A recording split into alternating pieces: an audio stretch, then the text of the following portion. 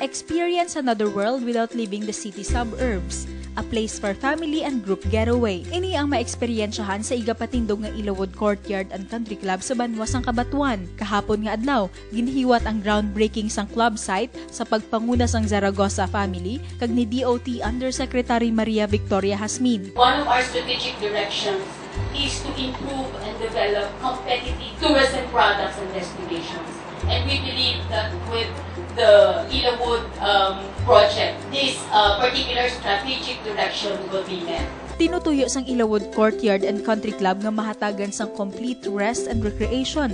Ang mangin miyembro kag bisita pinaagi sa ila world-class facilities and amenities. You will have gym, you'll have spa, you will have tennis, you have badminton, you have basketball court, you have table tennis. Ang pagtukod sang country club ang makahatag man sang trabaho para sa mga lokal nga pumuluyo. I invite you to join me in this project, and we assure you that your investment in this project will provide the jobs that we have really intended from the very beginning.